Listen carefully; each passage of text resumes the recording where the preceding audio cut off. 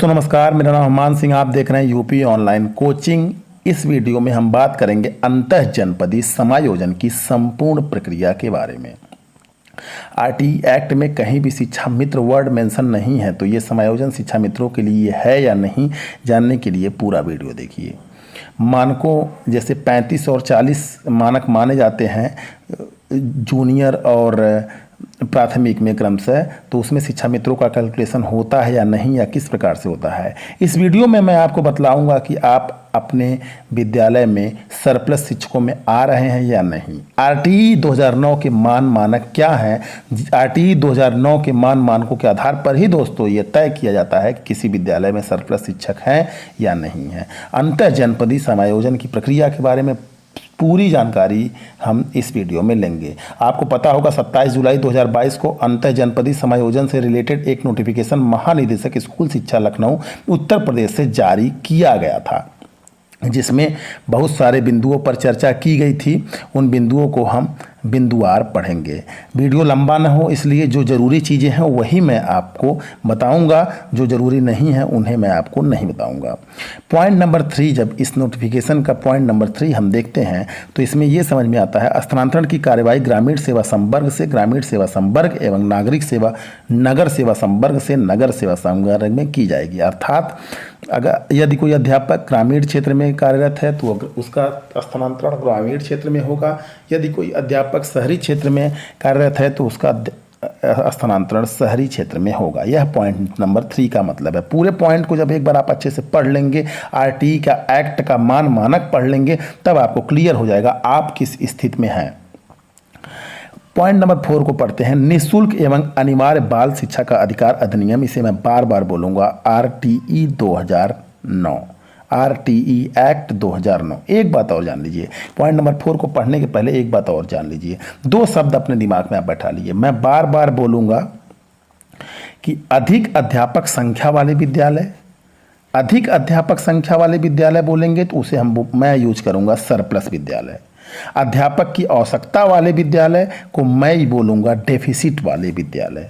अर्थात अधिक अध्यापक संख्या वाले विद्यालय से मतलब ये है कि ऐसे विद्यालय जिसमें 2009 के मानकों के अनुसार शिक्षकों की संख्या अधिक है। अर्थात जितने विद्यार्थी पर जितने शिक्षक होने चाहिए उनसे ज़्यादा शिक्षक वहाँ पर हैं, उन्हें मैं सरप्लस विद्यालय बोलूँगा। यदि कुछ विद्यार्थी पर कुछ शिक्षक होने चाहिए उनसे कम शिक्षक वहाँ पर हैं, उन्हें मैं डेफिसिट विद्यालय बोलूँगा। तो इस पर आप कंफ्यूजन मत कीजिएगा। वीडियो को पॉज करके एक बार इसको ध्यानपूर्वक अपने दिमाग में बैठा लीजिए। सरप्लस विद्यालय और डेफिसिट विद्यालय। सरप्लस विद्यालय किसे कहेंगे अभी हम वीडियो में बात करेंगे। अब जब पढ़ते हैं पॉइंट नंबर 4 पे, पॉइंट नंबर 4 ये कहता है कि निःशुल्क एवं अनिवार्य बाल शिक्षा का अधिकार अधिनियम 2009 के मानक के आधार पर अधिक अध्यापक संख्या वाले विद्यालय एवं अध्यापक की आवश्यकता वाले विद्यालय मानव संपदा पोर्टल पर दिनांक 30 अप्रैल 2022 को उपलब्ध छात्र संख्या के आधार पर चिन्हित किया जाएगा। कहने का मतलब यह है, मानव संपदा पोर्टल पर 30 अप्रैल 2022 तक के छात्रों की संख्या का निर्धारण पहले ही भरा जा चुका होगा आपके ब्लॉक में। बाद में आपकी छात्र संख्या बढ़े या घटे उस आधार पर नहीं किया जाएगा स्थानांतरण। 30 अप्रैल 2022 के आंकड़ों के आधार पर ही किया जाएगा। अर्थात जो भी मानक है, मानक क्या है अभी मैं इस पर चर्चा करूंगा। 2009 के आरटीई एक्ट के तहत मानक क्या है, आप किस स्थिति में है, इस पर भी चर्चा करूंगा। लेकिन 30 अप्रैल 2022 तक का ही डाटा लिया जाएगा। बाद में एडमिशन आपके विद्यालय में ज़्यादा हो जाए या आपके विद्यालय से बच्चों का ड्रॉप आउट ज़्यादा हो जाए तो आप सरप्लस या डेफिसिट में नहीं जाएंगे। 30 अप्रैल 2022 तक की जो स्थिति होगी वही मान्य होगा।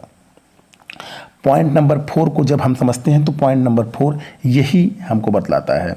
और भी कुछ बातें ये बताता है। अध्यापक की आवश्यकता वाले विद्यालय का चिन्हांकन शिक्षक विहीन एकल शिक्षक एवं ऐसे विद्यालय जहां 2 से अधिक शिक्षक कार्यरत हैं। तो शिक्षक विहीन किसे कहेंगे? शिक्षक विहीन मतलब यदि कहीं पे शिक्षा मित्र है तो उसे हम शिक्षक विहीन विद्यालय कहेंगे।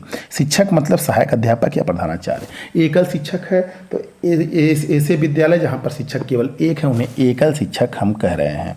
परंतु निःशुल्क एवं अनिवार्य बाल शिक्षा का अधिकार अधिनियम के मानकों के अनुसार रिक्तियां हों, रिक्तियां हों या सरप्लस हों, सबकी बात कही गई है। पॉइंट नंबर 4 क्या है, इसको समझने के लिए हमें आरटीई के मान मानक को ही समझना पड़ेगा। आरटीई का मान मानक क्या है, यहाँ पर देख सकते हैं आप, विद्यालय के लिए मान मानक किसके अनुसार, आरटीई एक्ट 2009 के अनुसार, राइट टू एजुकेशन एक्ट 2009 के अनुसार। सबसे पहले मान मानकों को देखते हैं हम। प्राथमिक स्तर के मान मानक को दोस्तों हम देखने जा रहे हैं। प्राथमिक स्कूल में छात्र और शिक्षक का अनुपात, छात्र संख्या यहाँ पर लिखा है शिक्षक, यदि 1 से 60 है, अर्थात यदि प्राथमिक विद्यालय में 60 से कम विद्यार्थी हैं तो 2 शिक्षक पर्याप्त माने जाएंगे। यदि 3 शिक्षक हैं और विद्यार्थी 60 से कम है तो वहाँ पर 1 शिक्षक सरप्लस माना जाएगा। यदि 1 शिक्षक है तो वहाँ पर 1 शिक्षक डेफिसिट माना जाएगा। सरप्लस और डेफिसिट क्या है, यदि आप वीडियो को बाद में या बीच से देख रहे हैं तो एक बार वीडियो स्टार्टिंग से देखिए। सरप्लस और डेफिसिट का मतलब मैंने आपको बतलाया है। यदि छात्र संख्या 91 से 90 है तो पर्याप्त शिक्षक 3 माने जाएंगे, पर्याप्त शिक्षक। यदि 3 से ज़्यादा शिक्षक हैं वहाँ पर तो 3 से ज़्यादा जितने होंगे वो सरप्लस माने जाएंगे। छात्र संख्या 91 से 120 है तो शिक्षक 4 पर्याप्त माने जाएंगे। 121 से 150 है तो शिक्षक 5 पर्याप्त माने जाएंगे। अब मान लो आपके विद्यालय में विद्यार्थियों की संख्या है 140, शिक्षकों की संख्या है 7, तो यहाँ पर 2 शिक्षक सरप्लस माने जाएंगे। 151 से 200 तक 6 शिक्षक होने आवश्यक हैं और इन 6 शिक्षकों में क्या स्थिति होगी अभी मैं आपको बतलाता हूँ। 200 से ऊपर 40 छात्र पर 1 शिक्षक, ये प्राथमिक स्थिति है, अर्थात यदि 200 बच्चे हैं तो 6 शिक्षक, यदि 240 बच्चे हैं तो 6 + 1 यानी 7 शिक्षक, 40 छात्र संख्या पर 1 शिक्षक प्रत्येक। अब 240 से 280 पहुँचे हम तो 8 शिक्षक। आई होप आपको बात समझ में आ गई होगी। 200 के ऊपर 40 का आंकड़ा जैसे बढ़ेगा प्रति 40 बच्चों पर 1 शिक्षक होगा। अब ये 6 शिक्षक जो प्राइमरी में बतलाया है इसकी क्या स्थिति है, इसकी स्थिति ये है दोस्तों, 121 से 200 के मध्य यानी 150 बालकों से अधिक पर मतलब 1 प्रधानाध्यापक और 5 अध्यापक होंगे। 1 प्रधानाध्यापक और 5 अध्यापक होंगे। यहाँ पर देख सकते हैं 151 से 200 के बीच में यदि 6 शिक्षक हैं तो यहाँ पर 1 प्रधानाध्यापक। अभी मैं एक चार्ट बनाकर दिखा दे रहा हूँ आपको कहाँ से प्रधानाध्यापक के पद शुरू हो जाते हैं प्राथमिक विद्यालयों में यानी प्राइमरी में, और कहाँ से प्रधानाध्यापक के पद शुरू हो जाते हैं जूनियर में। अब हम जूनियर का देखते हैं, उच्च प्राथमिक विद्यालय जिसे हम जूनियर के नाम से जानते हैं। छात्र संख्या यदि 100 है तो शिक्षक 3 होने चाहिए। छात्र संख्या यदि 105 है तो शिक्षक 4 होने चाहिए और 106 से ऊपर 35 छात्र पर 1 शिक्षक का होना आवश्यक है। अब इसमें कन्फ्यूजन रहता है, कन्फ्यूजन क्या रहता है मैं क्लियर कर देता हूँ। देखिए आरटीई में लिखा है कम से कम प्रति कक्षा 1 शिक्षक इस प्रकार होगा कि निम्नलिखित प्रत्येक के लिए कम से कम 1 शिक्षक हो, अर्थात विज्ञान और गणित के लिए 1 शिक्षक हो, सामाजिक अध्ययन का जो शिक्षक होगा 1 शिक्षक हो और भाषा के लिए 1 शिक्षक हो। अब यहाँ पर संख्या की बात नहीं की गई है, संख्या कुछ भी हो, प्रत्येक क्लास के लिए 1 शिक्षक विज्ञान और गणित का होना चाहिए, 1 शिक्षक सामाजिक अध्ययन का होना चाहिए और 1 शिक्षक भाषा का होना चाहिए। यह अर्थात यदि विद्यार्थियों की संख्या दोस्तों मान लो 50 है तब भी 3 शिक्षक होने चाहिए। विद्यार्थियों की संख्या 30 है तब भी 3 शिक्षक होने चाहिए, 1 विज्ञान और गणित के लिए, 1 सामाजिक अध्ययन के लिए, 1 भाषा के लिए। यहाँ पर 100 के लिए 3 सरकार करती आ रही है और 105 के लिए 4। ये 105 के लिए 4 कैसे होते हैं? यहाँ पर जूनियर में जब हम बढ़ते हैं देखते हैं, देखिए 106 के ऊपर जब संख्या बढ़ती है तो 35 छात्र पर 1 शिक्षक बढ़ते हैं। तो सरकार ने मानक बना लिया है कि 35 छात्र पर 1 शिक्षक होने चाहिए। तो 35 तिया 105 छात्रों पर 1 शिक्षक सरकार रख देती है। अब ये कॉन्ट्राडिक्शन है। कॉन्ट्राडिक्शन ये है कि यहाँ पर ये कहता है आरटीई का एक्ट कि प्रत्येक कक्षा के लिए 1 शिक्षक विज्ञान और गणित का हो, 1 शिक्षक यानी विज्ञान या गणित का कोई हो, जो भी ऐसा माना जाता है जो विज्ञान पढ़ा लेता है वो गणित पढ़ा लेता है, जो गणित पढ़ा लेता है वो विज्ञान पढ़ा लेता है। हालांकि जो भर्ती होती है उत्तर प्रदेश बोर्ड में वो भर्तियां विज्ञान के लिए अलग होती है और गणित के लिए अलग होती हैं, फिर भी विज्ञान और गणित को एक माना है। और सामाजिक अध्ययन के लिए 1 शिक्षक और भाषा के लिए 1 शिक्षक, प्रत्येक 35 बालकों के लिए कम से कम 1 शिक्षक हों। ऐसा करते हुए विज्ञान गणित सामाजिक अध्ययन और भाषा करते हुए भी प्रत्येक 35 बालकों के लिए कम से कम 1 शिक्षकों का होना आवश्यक है। जहां 100 से अधिक बालकों को प्रवेश दिया गया है वहां पर एक पूर्णकालिक प्रधानाध्यापक होंगे। अभी मैं चार्ट दिखाऊंगा आपको, वहां पर समझ में आ जाएगा आपको। 100 के ऊपर ही प्रधानाध्यापक का पद जूनियर में शुरू होता है। एक पूर्णकालिक प्रधानाध्यापक होंगे। पूर्णकालिक मतलब पूर्णकालिक, कोई कार्यभार लेकर काम नहीं करेगा। निम्नलिखित के अंशकालीन शिक्षक, निम्नलिखित के लिए अंशकालीन शिक्षक। कक्षा का अंशकालिक शिक्षक किसे कहते हैं? अनुदेशकों को दोस्तों हम अंशकालिक शिक्षक कहते हैं। अनुदेशकों को हम अंशकालिक शिक्षक कहते हैं। कक्षा कला शिक्षा के लिए, स्वास्थ्य और शारीरिक शिक्षा के लिए, कार्य शिक्षा के लिए, इनके लिए अनुदेशक नियुक्त किए जाते हैं। यहाँ पर आते हैं कॉन्ट्रडिक्शन क्या होता है दोस्तों।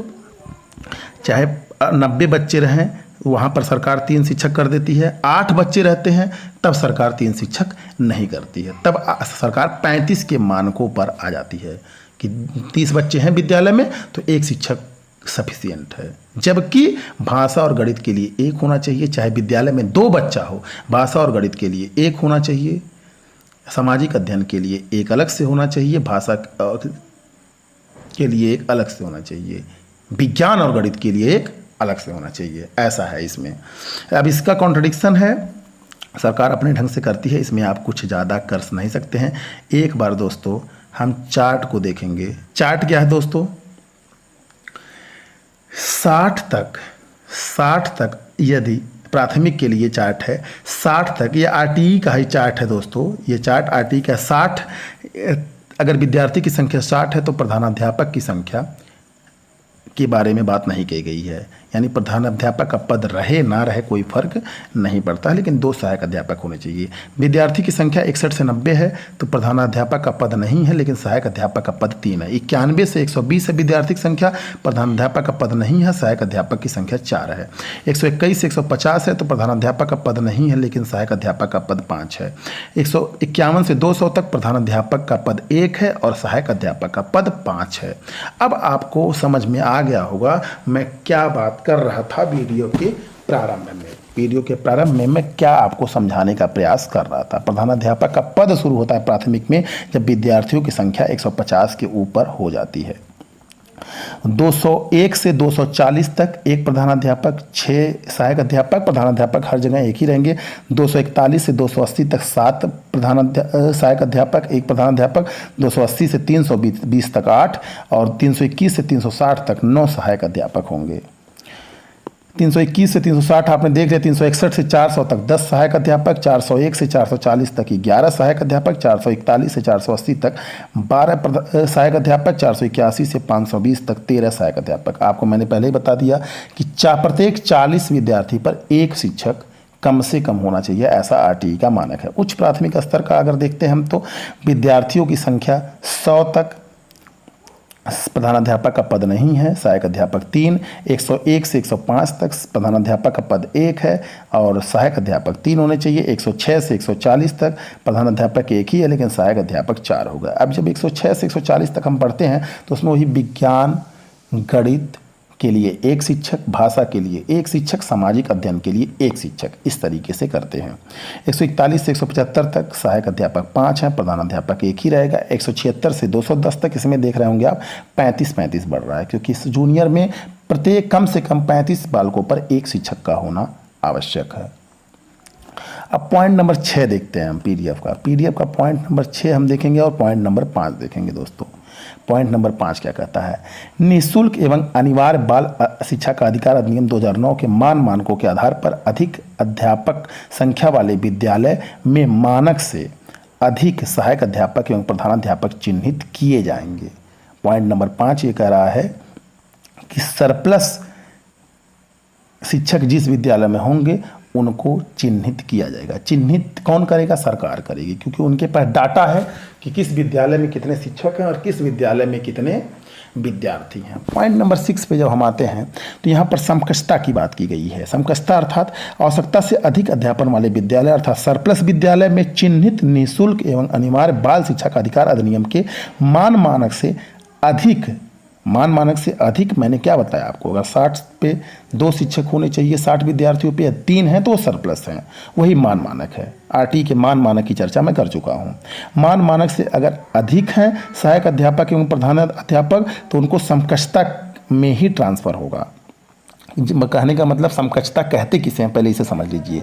जूनियर के प्रधानाचार्य के बराबर होते हैं। यदि कोई विद्यालय है, वहाँ से विद्यालय ए है, विद्यालय बी में कोई जाना चाहता है, ए सरप्लस है, बी डेफिसिट है, ए से बी में जाएगा कोई प्रधानाचार्य है, लेकिन बी में जो डेफिसिट है वो प्रधानाचार्य का पद ही होना चाहिए, तभी ए से प्रधानाचार्य, मतलब दोनों का समकक्षता होनी चाहिए तभी वो ट्रांसफ़र होगा। जूनियर का सहायक अध्यापक समकक्ष होता है प्राइमरी के प्रधानाचार्य के।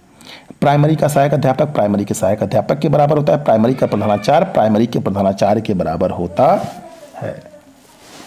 आई होप आपको क्लियर हो गया होगा समकक्षता किसे कहते हैं। तो समकक्ष पदों पर ही समायोजन या स्थानांतरण होगा। समकक्ष पद नहीं रहेंगे तो समायोजन या स्थानांतरण नहीं होगा। पॉइंट नंबर 7 देखते हैं क्या कहता है। अंतः जनपदीय स्थानांतरण एवं समायोजन की प्रक्रिया अधिक अध्यापक वाले विद्यालय से अध्यापक की आवश्यकता वाले विद्यालय में किया जाएगा। कहने का मतलब ये है, कोई विद्यालय ए है, वहाँ पर यदि 2009 के आरटीई के मानकों से विद्यालय में ज़्यादा शिक्षक है, अर्थात विद्यालय ए सरप्लस है, विद्यालय बी डेफिसिट है, तो ए से बी में ही ट्रांसफ़र होगा, बी से ए में ट्रांसफ़र नहीं होगा। डेफिसिट वाले एलिजिबल नहीं रहेंगे। अब पॉइंट नंबर 8 है दोस्तों, जहां आवश्यकता है टीचर्स की, वहां के अध्यापक कहीं दूसरे विद्यालय में समायोजन चाहते हैं तो नहीं होगा। कहने का मतलब है, कोई विद्यालय ए है जो सरप्लस है, कोई विद्यालय बी है जो डेफिसिट है। यदि बी वाले अध्यापक चाहते हैं कि ए में चले जाएं, या कोई विद्यालय सी है वो भी डेफिसिट है, बी भी डेफिसिट है, सी भी डेफिसिट है, बी से सी में कोई जाना चाहे या सी से बी में जाना चाहे तो संभव नहीं है। जिस विद्यालय में आप हैं, आप आवेदन तभी कर पाएंगे जब आपका विद्यालय सरप्लस हो। अब सरप्लस क्या होता है मैं आपको पहले बता चुका।